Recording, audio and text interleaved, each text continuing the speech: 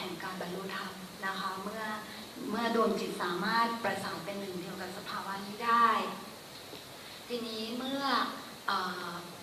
ดวงจิตถ้ายังไม่ประสานจะเกิดอะไรขึ้นจะเกิดความรู้สึกว่าข้างในมืดมนมืดมิดนะคะเป็นความมืดแห่งสุญญตาที่จะเกิดขึ้นการตายภายในเกิดขึ้นแล้วก็ในช่วง3 วัน 3 คืนหลังจากลมหายใจข้างนอกหมดไปชาวทิเบตปกติจะไม่ทำอะไรกับศพเช่นไม่เผาไม่อะไรโดยปกตินะคะเพราะว่าดวงจิตยังคงอยู่1อันที่2ดวงจิตยังไม่รู้ว่าตัวเองได้จากไปประมาณวันที่4เขาถึงเหมือนกับตื่นขึ้นมาจากการหลับไหลเราก็เห็นญาติพี่น้องเห็นพิธีกรรมต่างๆเขาลองเช็คเงาของเขาไม่มีเงาอยู่ลองเช็ครอยเท้าไม่มีรอยเท้าอยู่ตอนนั้นเนี่ยที่เขาเริ่มรู้แล้วว่าเขาได้จากไปนะคะแล้วดวงจิตของเขาที่สร้างรูปร่างว่าเขายังมีร่างอยู่แต่เป็นร่างที่เป็นร่างแห่งจิตไม่ใช่ร่างปกติธรรมดาสภาวะจิตในขณะนั้นอ่อนไหวมาก7 เท่า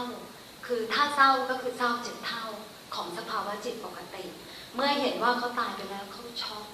เขาตระหนักตกใจอย่างยิ่งใหญ่ว่าเขาตายไปนะคะถ้าเป็นผู้ปฏิบัติธรรม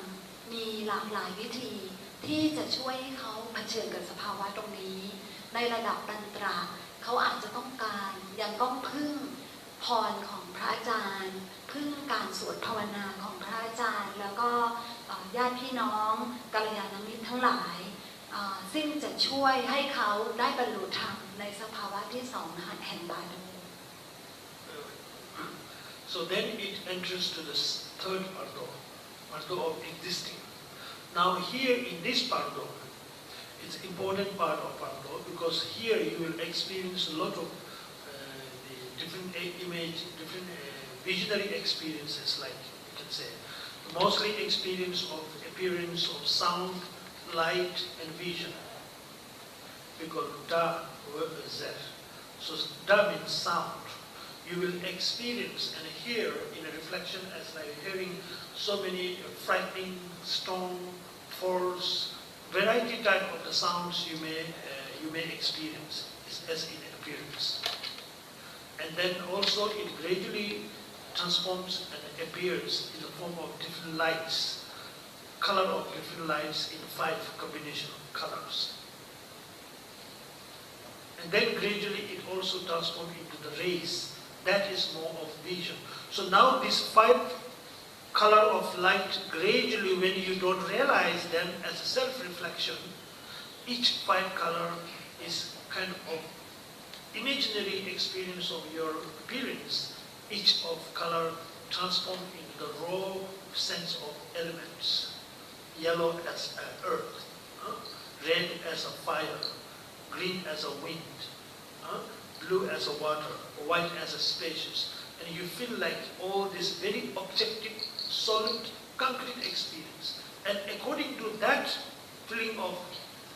the experience of solidness, you begin to follow according to attached or detached. React in exception level or distraction level. Likewise, we react now. You see things as a solid, independent, real. Like this cup is on this table. Nobody will think this is an empty cup, naturally. We think it's a solid cup. And it's taking place on its own place. We think that way, we don't look by it's temporarily existing, ultimately it is a nature of emptiness. We don't see that way. I look you also, you are sitting concretely and solidly in your place, on the chair. And likewise you look me the same. You don't look Rinpoche is impermanently existing. You don't say Rinpoche is emptiness in the nature of light and spirit. You don't say that. Solid person is speaking to you. Right? That is our, in a worldly manner of reaction, communication with real life, but which is not exactly as it is. Therefore, we are deluded. We are deluded to see the reality. I'm not here solid as we see, and neither you are solidly there. You are temporarily there. Actually, we all of us is not sure who we are there. Huh? You say I am here, and I say you are there. But truly when we ask, which we are talking about you and me, huh? We are not exactly sure. Do you know? Do you know yourself who you are talking about, myself? Huh? That is the question. Now that is the question. Dzogchen teaching, in the Dzogchen tradition, the main essence is that one. To discover the who truly you are. You are Mr. John, you are Mrs. John. That is your title. Which part of you are talking about and thinking about you are Mr. John? Right? And likewise Mrs. John. And you need to sort it out, you need to discover who is that Mr. John we are naming on. And when you go to the deeper insight to know, you will lose the objective, the solid object of Mr. John that you have in your mind as a Mr. John. What will remain there is unidentified, non-identified,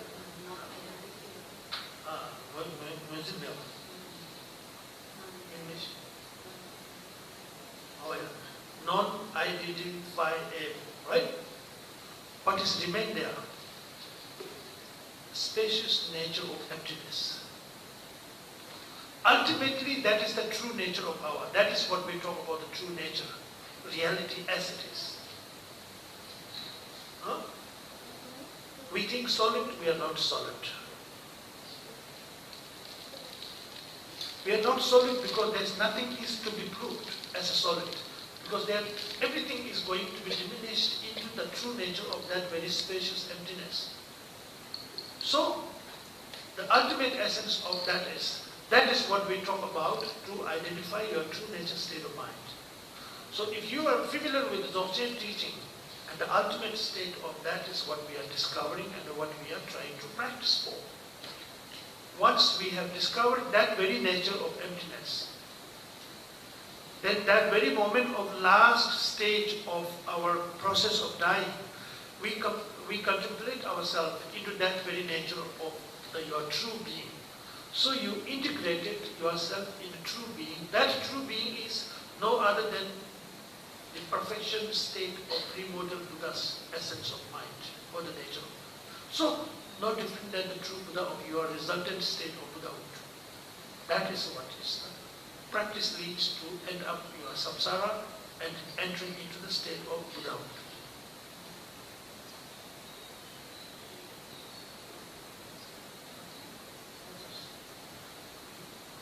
Нима Дакпа ตอนนี้ก็จบเลยนะคะพอดีเรา5 โมงด้วยนะคะก็ในขั้นที่3ของบาโดเกิดอะไรขึ้นคือเมื่อไม่สามารถบรรลุธรรมในขั้นก่อนขั้นต่อมาก็คือจะเกิดแสงจะมีเสียงที่ดวงจิตของผู้จากไปเนี่ยจะเกิดความหวาดหวั่นมากเป็นเสียงที่น่ากลัวจะเกิดแสงนะคะแสงก็จะมีสีต่างๆจะเป็นสีเหลืองที่เกี่ยวโยงกับธาตุดินสีแดงธาตุไฟสีเขียวธาตุลมสีฟ้าธาตุน้ำแล้วก็สีขาวอากาศจะเกิดรังสีซึ่งเกี่ยวโยงกับภาพนิมิตต่างๆซึ่งมีอีกหลากหลายลักษณะมากที่ริมปเชไม่ได้อธิบายเมื่อเกิดสภาวะเหล่านี้ไม่ว่าจิตเราจะปรุงแต่งอย่างไรไม่ว่าจะชอบหรือไม่ชอบเราได้เกิดการปรุงแต่งขึ้นมาเมื่อเกิดการปรุงแต่งเราก็จะยังไม่เข้าไปสู่สภาวะเดิมแท้ก็ไม่สามารถบรรลุธรรมได้เราคิดว่าเรามีอยู่ในขณะนั้นเราคิดว่าสิ่งที่ปรากฏในสายตาทุกอย่างมีอยู่จริงแต่จริงๆแล้วทุกอย่างที่ปรากฏล้วนแต่ไม่ได้มีอยู่จริงเช่นเดียวกับในขณะที่เราดำรงอยู่ในสังสารวัฏในขณะที่เรายังมีชีวิตอยู่หลายสิ่งหลายอย่างทุกสิ่งทุกอย่างที่ปรากฏเราคิดว่าสิ่งนั้นมีอยู่จริงๆเป็นเรื่องสมมติทั้งนั้นแม้ว่าเราจะบอกว่าแก้วมีอยู่ แต่จริงๆถ้าเราพิจารณาในรายละเอียดจนเข้าไปสู่สภาวะเดิมแท้ของแก้วไม่ได้มีอยู่เช่นกันพวกเราก็เหมือนกันเราดูมีรูปอยู่อย่างเป็นรูปธรรมแต่โดยเนื้อแท้แล้วเราไม่ได้ดำรงอยู่ในลักษณะนี้ตัวริมโปเชเองก็เช่นกันแม้ว่าเราอาจจะไม่อธิบายไม่มองท่านว่าท่านคือสภาวะแห่งความไม่เที่ยงที่ดำรงอยู่ในขณะนี้อันเต็มไปด้วยแสงเราไม่พรรณนาท่านแบบนี้แต่เราเรียกท่านว่าริมโปเชแต่จริงๆแล้วท่านก็คือสภาวะแห่งความไม่เที่ยงเพราะฉะนั้นคำสอนที่เรานำมาใช้ในการสอนเพื่อเตรียมตัวตายเพื่อสอนให้เราหลุดพ้นในบาโดคือคำสอนซกเชนเพื่อให้เรารู้ว่าสภาวะเดิมแท้ของเราจริงๆแล้วเราคืออะไรถ้าเราเรียกคนหนึ่งว่ามิสเตอร์จอห์นหรือคุณจอห์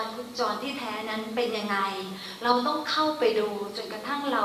เข้าถึงสภาวะของคุณจอห์นซึ่งในระดับสูงสุดเป็นความว่างที่ไม่สามารถจะระบุเป็นชิ้นเป็นอันได้นะคะเพราะนั้นนี่คือกลับไปสู่สภาวะเดิมแท้อันเป็นความจริงสูงสุดแล้วเมื่อไปสู่จุดนั้นแล้วดวงจิตของผู้ล่วงลับที่เข้าไปสู่สภาวะจิตเช่นนั้นได้เขาก็ได้ไปประสานกับสภาวะที่เป็นหนึ่งเดียวกับสภาวะพุทธะอันคือสิ่งที่เราเรียกว่าสัมมาสัมโพธิญาณซึ่งก็จะจบการเดินทางแห่งสังสารวัฏของเราถ้าเราได้เข้าไปสู่สภาวะนั้น So I think very much that is all for this evening, I guess. So important is keep in your memory to remember the death often. Doesn't mean to just let go and die, but enjoy your life, but remember death can be inevitable any moment. That means you need to prepare, right? You need to prepare for by building up your spirituality from the very basic level. Be good human being. Apply each and every aspect that you think it is beneficial for all sentient beings. Reduce your ego. Open your mind for inner space. Expand your mind or heart for the others' loving compassion to all sentient beings. So keep practice a little bit. Practice is the something that help you to yourself to grow more spirituality, more happiness, more joy, more satisfactory and meaningful life. Practice is the only solution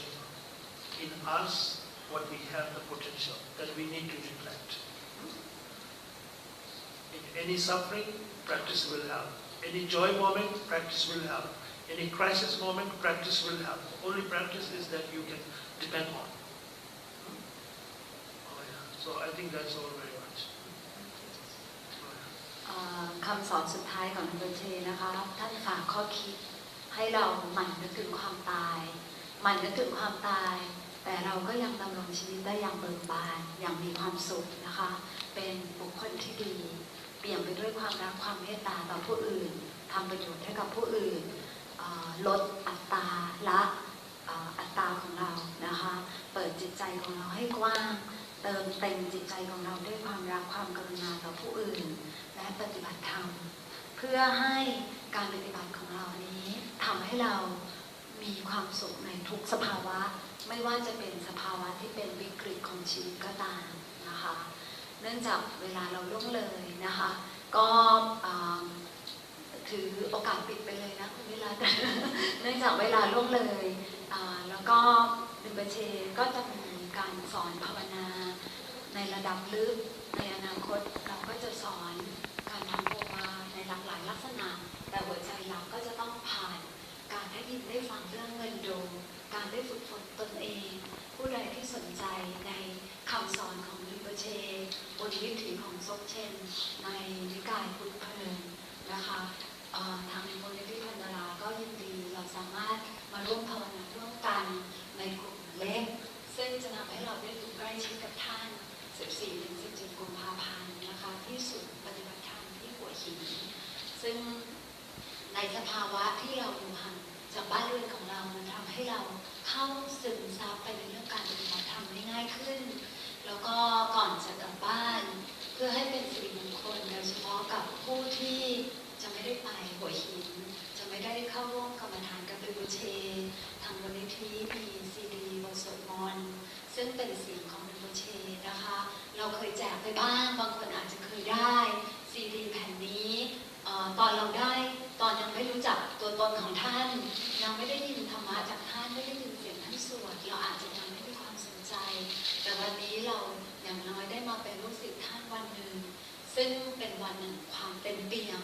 ที่ท่านสอนวงจรชีวิตอย่างครบบริบูรณ์ทางมูลนิธิอยากให้ท่านมอบซีดีให้กับผู้ที่สนใจจะรับนำไปเปิดฟังเพื่อเป็นเครื่องเตือนใจถึงสภาวธรรมนะคะแล้วตามประเพณีทั้งฝ่ายไทยฝ่ายทิเบตถ้าเราอยากจะทำบุญให้กับพระอาจารย์ก็ขอเชิญชวนพวกเรา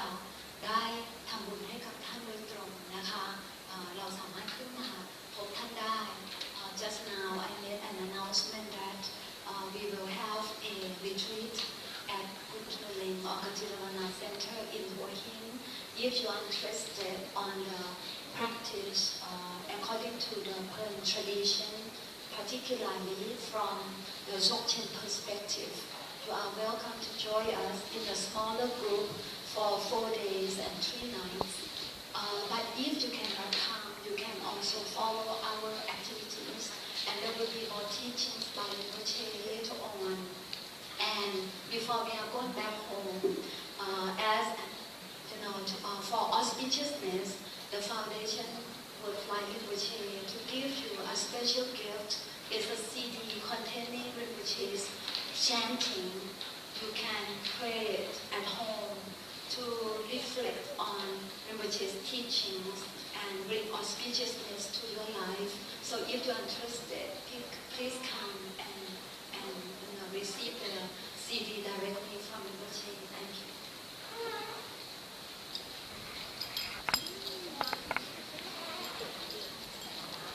คือแผ่นซีดีเป็นอันเดียวกับที่เราเคยแจกแต่ว่าคนละเนื้อหานะคะชีวิตและศรัทธาพระสถูปเหมือนกันเพราะรินโปเชเป็นแรงบันดาลใจหนึ่งในพระสถูปแล้วถ้าใครอยากทำบุญเข้าใส่ในภาพ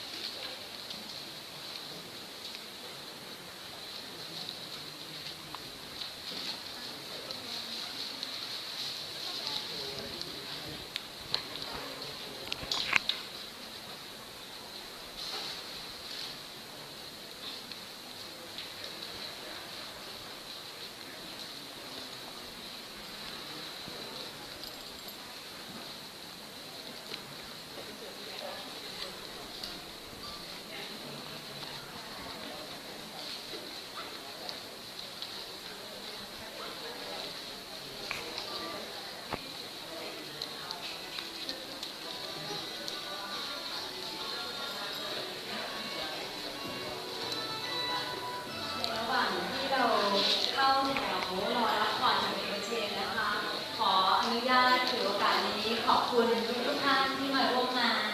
ขอบคุณคุณวิรัตพิธีกรของเราในวันนี้ขอบคุณจิตอาสาคณะทำงานของมูลนิธิผู้อุปถัมภ์ทุกท่านนะคะขอให้ทุกท่านมีแต่ความสุขแล้วพบกันใหม่